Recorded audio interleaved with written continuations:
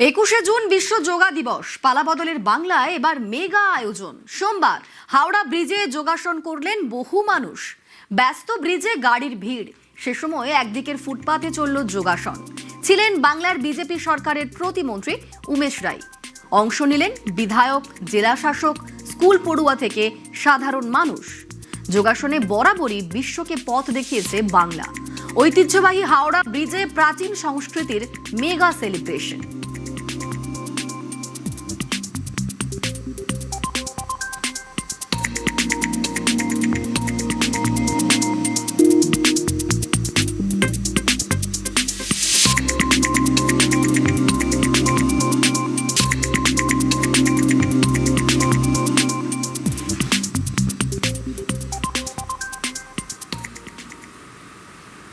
অভিষেক বন্দ্যোপাধ্যায়কে প্রায় 11 ঘন্টা জিজ্ঞাসাবাদ ইডির। নিয়োগ দুর্নীতি মামলায় অভিষেককে জিজ্ঞাসাবাদ।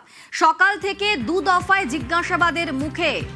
দুর্নীতির তদন্তে লিপস অ্যান্ড বাউন্ডসের নাম, সেই সূত্র ধরেই অভিষেক বন্দ্যোপাধ্যায়কে জিজ্ঞাসাবাদ।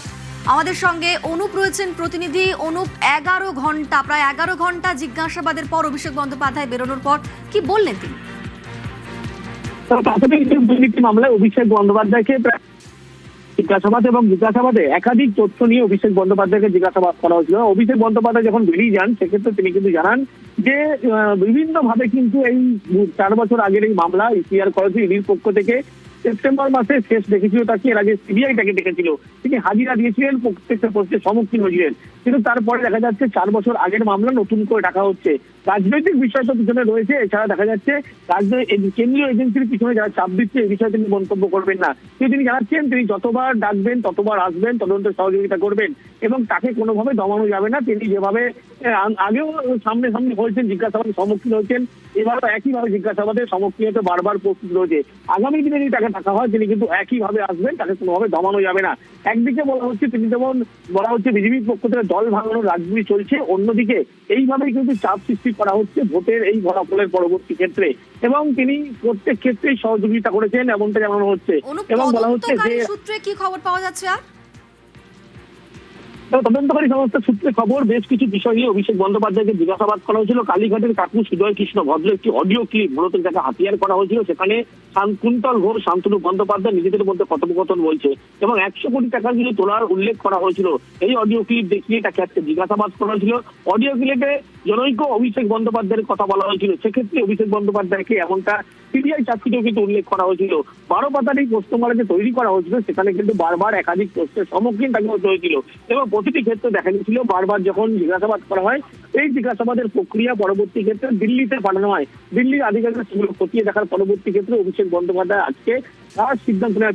এই সমস্ত বয়ান যে 7টি প্রশ্ন অভিষেক বন্দ্যোপাধ্যায়কে আজকে করা হয়েছিল, এই প্রশ্ন খতিয়ে দেখা হবে আগামীকাল। তারপরে অভিষেক বন্দ্যোপাধ্যায়কে আবার তলব করা হবে কিনা, তারা সন্তুষ্ট করে না কিনা, এই বিষয়গুলো কিন্তু স্পষ্ট হবে। যদিও ইডি সূত্রে খবর অভিষেক বন্দ্যোপাধ্যায়কে আবারও তলব করা হতে পারে এবং জিজ্ঞাসাবাদ করা হতে পারে। একাধিক প্রশ্নের কিন্তু সম্মুখীন তাকে আবার হতে পারে বলে এমনটাই ইডি সূত্রে খবর। ধন্যবাদ। যখন যেখানে আমাকে যা প্রশ্ন করেছে আমি তার উত্তর দিয়েছি এবং আগামী দিনেও তারা যদি আমাকে ডাকে, আমার যদি কোনো পূর্ব নির্ধারিত কর্মসূচি না থাকে আমি নিশ্চিতভাবে যাব। যেখানে যত দুর্নীতি হয়েছে পশ্চিমবাংলায় নিচ থেকে উপর অব্দি সব জায়গায় ওনাদের হাত আছে, পার্টির হাইকমান্ডের হাত, সব সুবিধা ওনারা নিয়েছেন। নাহলে বন্ধ করেননি কেন? সব জানতেন। নেতারা দিনের পর দিন জেলে যাচ্ছে, ওনারা চুপ আছেন, পার্টি থেকেও বহিষ্কার করেননি। তো সেই জন্য সমর্থন তো ছিলই সব জায়গায়। যেমন যেমন তথ্য আসবে আইন সেরকমভাবে এগোবে। ইডির অফিস থেকে বেরোনোর পর কালীঘাটে অভিষেক বন্দ্যোপাধ্যায়, মমতা বন্দ্যোপাধ্যায়ের সঙ্গে দেখা করেন অভিষেক। সকাল 11টার কিছু আগে ইডি দফতরে ঢোকেন অভিষেক বন্দ্যোপাধ্যায় এবং রাত তখন প্রায় 10টা। সেই সময় ইডি দফতর থেকে বেরোন অভিষেক এবং তারপর তিনি যান মমতা বন্দ্যোপাধ্যায়ের বাড়িতে। মমতা বন্দ্যোপাধ্যায়ের সঙ্গে দেখা করেন অভিষেক।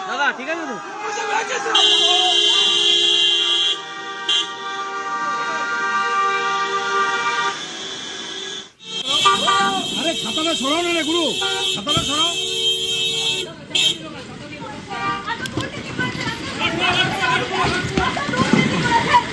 দাদা দাদা দাদা দাদা দাদা अभिषेक दा बोलेंगे अभिषेक दा अरे गेटे हमसे 2 लाइन अगर हिंदी में अभिषेक दा 2 लाइन अगर शांति से हिंदी में अभिषेक दा। এবার কুণাল ঘোষকে ডিম, কালীঘাটে মমতার বাড়ির সামনে কুণাল ঘোষকে লক্ষ্য করে ডিম ছোড়া হলো। আজ কালীঘাটে মমতা বন্দ্যোপাধ্যায়ের বাড়িতে বৈঠকে যোগ দিয়েছিলেন কুণাল ঘোষ। তিনি যখন সেখান থেকে বেরোন তারপর তাকে লক্ষ্য করে ডিম ছোড়া হলো।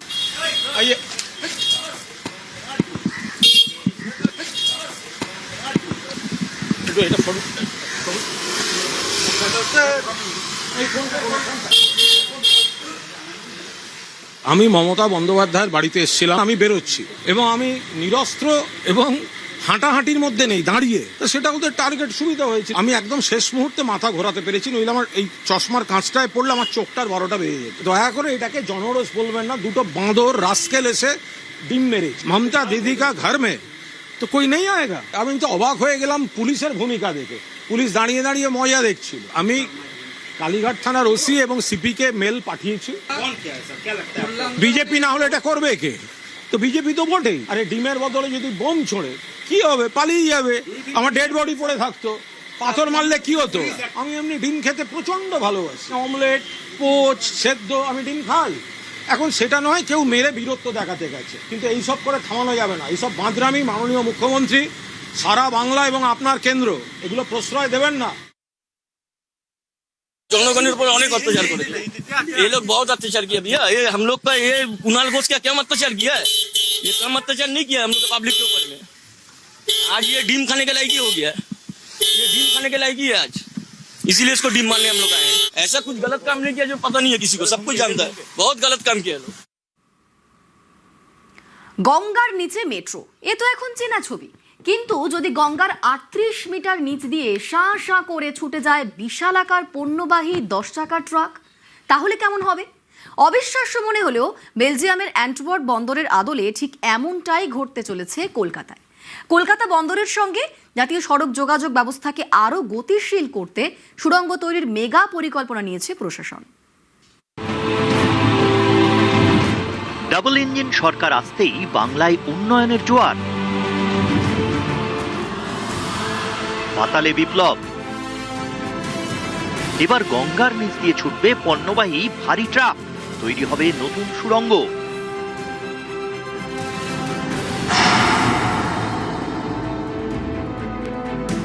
গঙ্গার নিচে ছুটছে মেট্রো, এ ছবি দেখেছে বাংলা। এবার গঙ্গার নিচে রাস্তা, ছুটবে পণ্যবাহী ট্রাক। এমনই উদ্যোগ নিয়েছে কেন্দ্রীয় জাহাজ এবং সড়ক পরিবহন মন্ত্রক। গঙ্গার নিচে সেই প্রস্তাবিত সুড়ঙ্গের নকশা তৈরি করেছে কলকাতা বন্দর কর্তৃপক্ষ। সম্প্রতি নবান্নে কেন্দ্রীয় জাহাজমন্ত্রী সর্বানন্দ সোনোয়ালের সঙ্গে উচ্চ পর্যায়ের বৈঠক হয় রাজ্যের মুখ্যমন্ত্রী শুভেন্দু অধিকারীর। সেই বৈঠকে এই নতুন প্রকল্প অনুমোদন পাওয়ার পরেই তা চালু করার ভাবনা প্রশাসনের।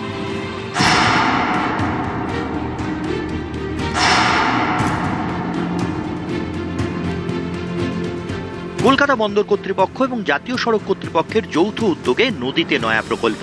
মূল উদ্দেশ্য পরিবহনে গতি।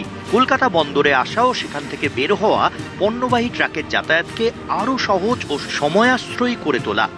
বর্তমানে কলকাতা বন্দরে আসা বহু পণ্যবাহী যানবাহনকে নির্দিষ্ট সময়ের জন্য অপেক্ষা করতে হয়। নতুন টানেল চালু হলে দিনের যে কোনো সময়েই নির্বিঘ্নে যান চলাচল সম্ভব হবে বলে মনে করা হচ্ছে। কলকাতার দিকে সুড়ঙ্গের দুটো মুখ, একটা গার্ডেন রিচ শিপ বিল্ডার্স এলাকার কাছাকাছি, অন্যটি তারাতলার জিঞ্জিরা বাজার এলাকায়। সুড়ঙ্গ শেষ হবে হাওড়ার সাঁকরাইল স্টেশনের কাছে। সাঁকরাইল স্টেশনের কাছে তৈরি হবে দুটি র্যাম্প, একটি সরাসরি 16 নম্বর জাতীয় সড়কের সঙ্গে যুক্ত হবে, অন্যটি কলকাতামুখী যান চলাচলের জন্য ব্যবহৃত হবে। প্রস্তাবিত প্রকল্প অনুযায়ী সম্পূর্ণ সড়কপথটির দৈর্ঘ্য হবে প্রায় 15.7 কিলোমিটার। এর মধ্যে গঙ্গার নিচে থাকবে 8.5 কিলোমিটার।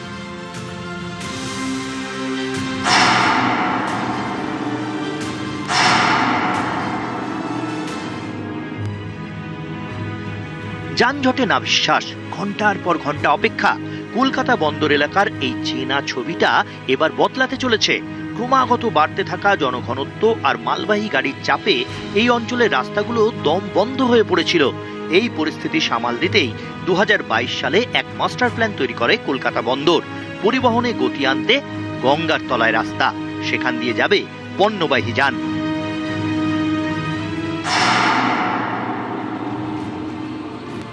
প্রস্তাবিত প্রকল্প অনুযায়ী গঙ্গার জলস্তর যেখানে মাটি ছুঁয়েছে তার 38 মিটার নিচে তৈরি হবে সুড়ঙ্গ।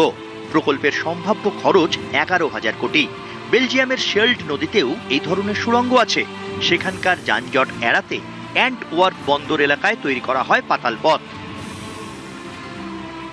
বন্দর এলাকার কারণে শহর কলকাতার পার্শ্ববর্তী বেশ কতগুলো জায়গাতেও পণ্যবাহী গাড়ি চলাচল করার জন্য নির্দিষ্ট কিছু নিয়ম রয়েছে, যার ফলে অনেক সময় ব্যবসায়ীরা বলেন সঠিক সময়ে পণ্যবাহী গাড়ি চলাচল করতে না পারায় তাদের ব্যবসায়িকভাবে ক্ষতির সম্মুখীন হতে হয় এবং সেই ক্ষতির বোঝা অনেকটা কলকাতা বন্দরের ওপরেও পড়ে। ফলে যদি এই টানেল দিয়ে আগামী দিনে গাড়ি চলাচল করতে পারে, যা জাতীয় সড়কের সঙ্গে সংযুক্ত হয়ে যাবে, তাতে ব্যবসায়ীদের পাশাপাশি লাভের মুখ দেখবে কলকাতা বন্দরও। গঙ্গার নিচে থেকে, এখন আপনারা মেট্রো দেখেছেন, এবার গঙ্গার নিচে থেকে আমরা হাইওয়ে তৈরি করব। আর এই হাইওয়ে তৈরি করার যে পরিকল্পনা আগে থেকে ছিল, আমরা মাননীয় নীতিন গডকরিজির মুখ থেকেও এই কথাটা শুনেছিলাম, কিন্তু এই পুরো ব্যবস্থাটা মাননীয় মুখ্যমন্ত্রীজির সংজ্ঞানে আনা হয়েছে। আর এর উপরে খুব তাড়াতাড়ি এই বাজেটের পর আমরা আলোচনা করব, যাতে এই টানেল যদি তৈরি হয়ে যায় গঙ্গার তলা থেকে, তাহলে হাওড়া মানে বিদ্যাসাগর সেতুর যে লোড, সে লোড কমবে। সাঁতরাগাছি হয়ে যে যানজট তৈরি হয় সেই যানজট কমবে।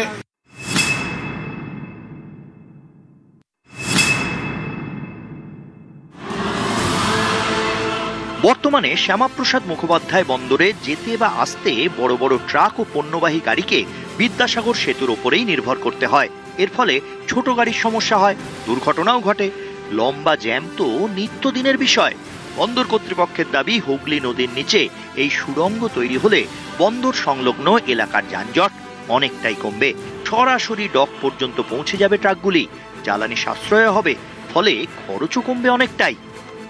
এই টানেলই হতে চলেছে একমাত্র বিকল্প, যেখানে শহর কলকাতার সমস্ত যানজটকে সরিয়ে দিনভর নির্বিঘ্নে পণ্যবাহী গাড়ি চলাচল করতে পারবে।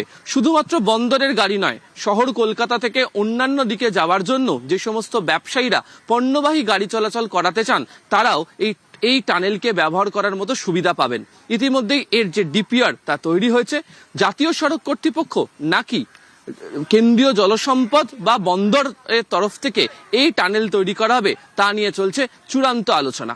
ক্যামেরা অসিত দাসের সাথে আবির ঘোষাল, নিউজ 18 বাংলা, কলকাতা।